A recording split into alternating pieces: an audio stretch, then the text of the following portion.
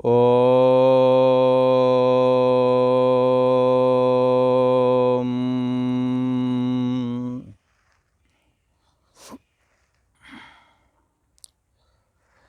श्री योग वासिष्ठ के उत्पत्ति प्रकरण में श्री वशिष्ठ जी महाराज बोले, हे राम जी, किरात देश का राजा बोला, हे राक्षसी, जैसे भोक्ता बिना भोग नहीं होते, तैसे ही दृष्टा बिना दृश्य नहीं होता। जैसे भोक्ता हो तभी तो भोग पदार्थ कोई खाएगा। यदि भोक्ता ही नहीं तो भोग पदार्थ की संज्ञा क्या है। जब देखने वाला ही नहीं तो दृश्य की कल्पना कैसे कर सकते हैं। ये आपेक्षिक शब्द हैं। जैसे कि स्त्री कहने का मतलब है कहीं पुरुष है, वरना स्त्री भी कहना कहाँ बनता है। या पुरुष कह दें तो पुरुष इसलिए कह रहे क्योंकि स्त्री है, वरना मनुष्य मात्र ही है एक। ऐसे ही कहते हैं कि भोक्ता बिना जैसे भोग नहीं, तैसे ही दृष्टा बिना दृश्य को भी नहीं कहा जा सकता। जैसे कोई कहे कि ये पिता है, तो पिता कहने का मतलब कहीं ना कहीं पुत्र भी है।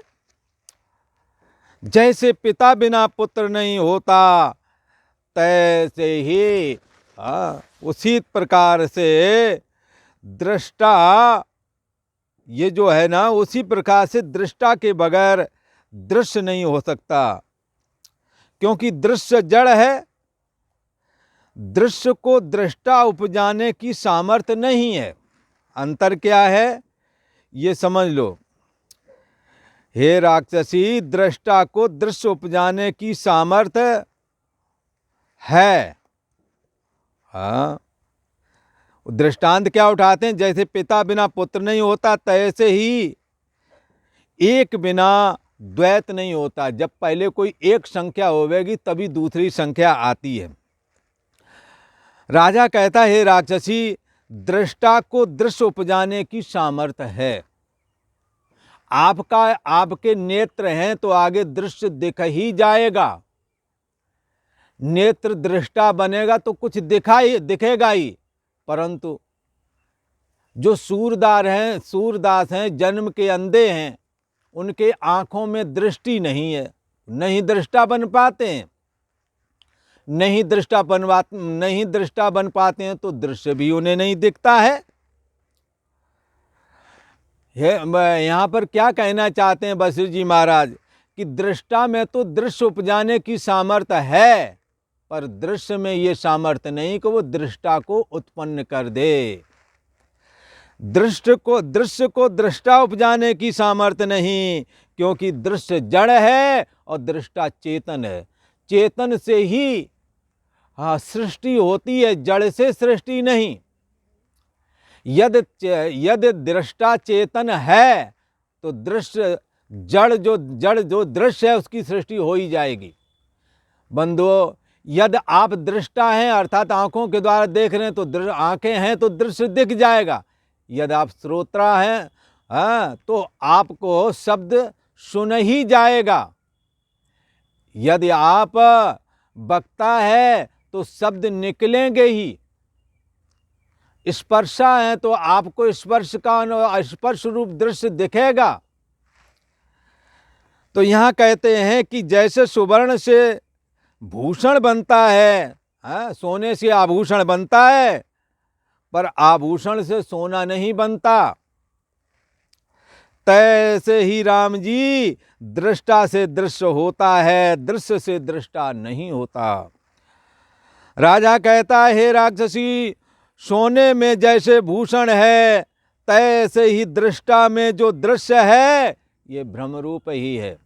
जैसे सोने में आभूषण भ्रमरूप ही है, आभूषण के रूप में सोना ही होता है, तैसे दृष्टा में जो दृश्य है ये भी भ्रमरूप ही है। जैसे आंखों के सामने दिखने वाला जो दृश्य है, आंखें बंद कर लो तो दृश्य दिखना बंद हो जाता है, क्या कहने का मतलब है, बाहर जो दृश्य है वो आंखों में है, क्योंकि आंखों के खुलने पर दिखता है, आंखों के बंद होने पर दृश्य दिखना बंद हो जाता है। जैसे सोने में आभूषण है, सोना जब तक है तब तक आभूषण है, सोना नहीं तो आभूषण भी नहीं। इसी से कहते हैं कि दृष्टा में जो दृश्य है ये भ्रम रूप है, इसी से जड़ रूप है। साक्षी आत्मा में दिखने वाला अहम अस्मि, ये अहम अस्मि भी सोने और जागने वाला है।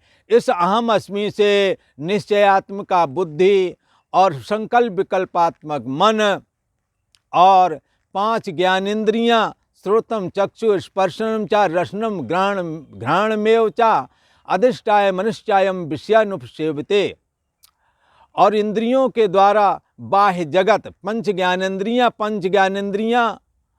जो है मन को लेकर के विषयों को भोक्ता बनती हैं, या मन पंच ज्ञानेन्द्रियों में किसी एक को अपना अनुगामी बना लेता है और उसके द्वारा भोग पदार्थों को भोगता है। जैसे रूप देखना है, नेत्र पर आ जाएगा और दृष्टा बन जाएगा, रूप का भोग करेगा।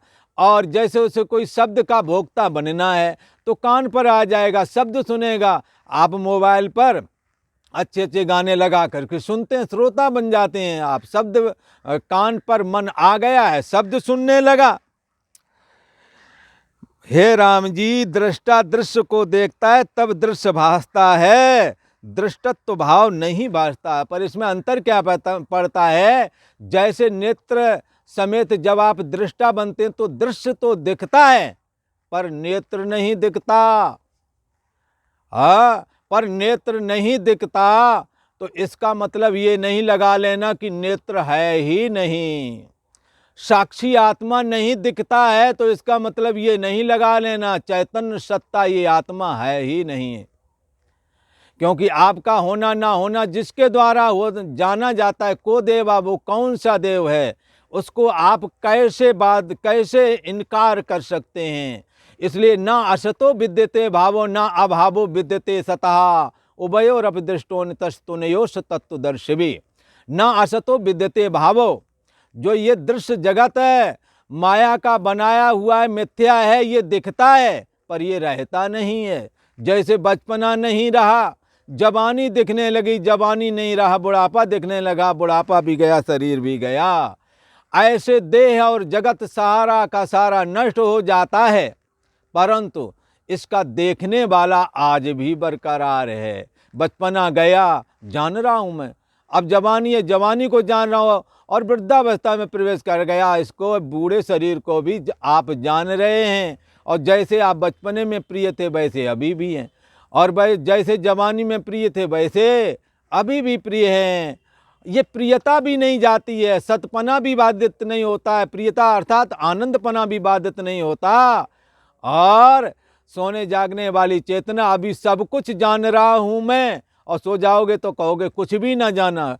कुछ भी ना जानना और सब कुछ जानना, इस जानने को जो जानता है वो चेतन नहीं है, इसलिए सदा रहता है वो तत्व, इसलिए उसको सत कहते हैं।